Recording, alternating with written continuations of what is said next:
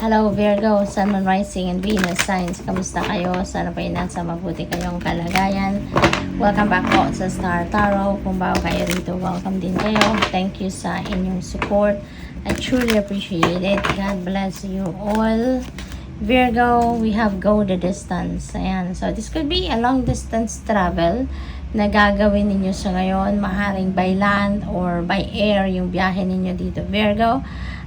Kung hindi man ito yung travel na gagawin ninyo, baka ito ay mental travel. Baka malayo ang nararating ng isip ninyo. Baka meron kayong kailangan pagdesisyonan. So, you are thinking malayo, no? Maaring matagal or malalim, kumbaga, ang iniisip ninyo. We have fork in the road na yan. So, maybe, ito nga, kaya nag-iisip kayo. Kasi hindi kayo makapag-desisyon, no? Parang ang dami-dami nyo ng impormasyon na nalaman, pero yet, hindi pa rin kayo makapag-desisyon. You're still in the fork in the road. Confused pa rin kayo. By the book, ayan, so karamihan siguro sa inyo, Virgo, masunurin, no? Sa batas, masunurin sa rules, no? Sa universal law, yung ganon, so which is really good.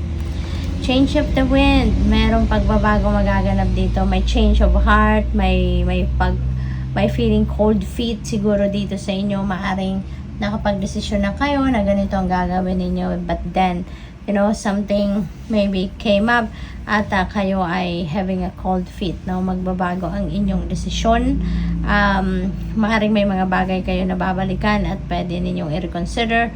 Maaring ganon. This could be a change also in yung physical movement, no?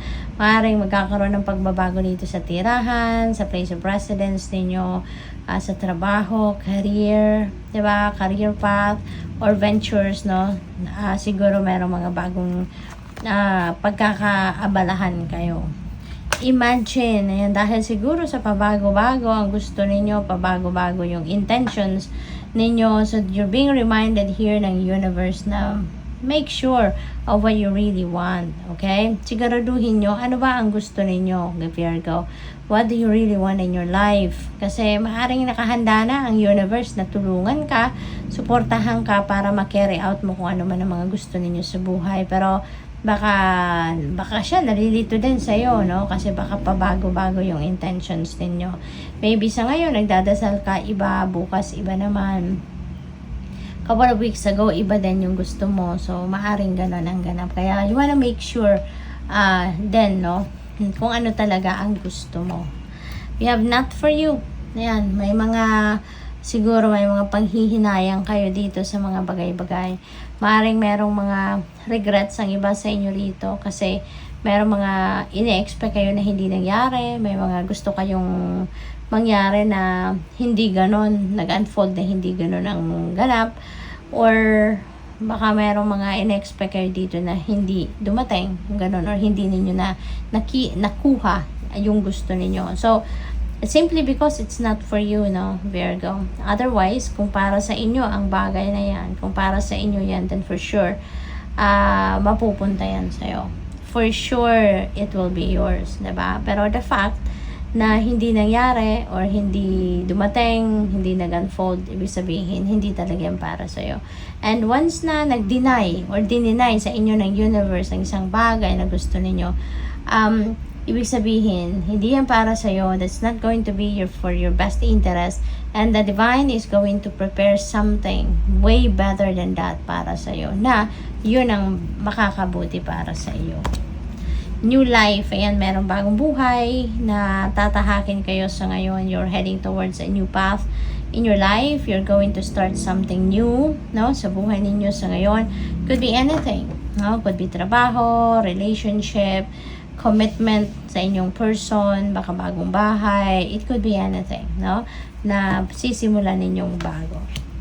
Observer, you're going to be more of observation sa ngayon. Mas maraming oras ang gugugulin ninyo sa pag-oobserba, pagmamatsyag, pagmamasid, rather than from taking action or rather than from making decisions. We have no place like home, Virgo.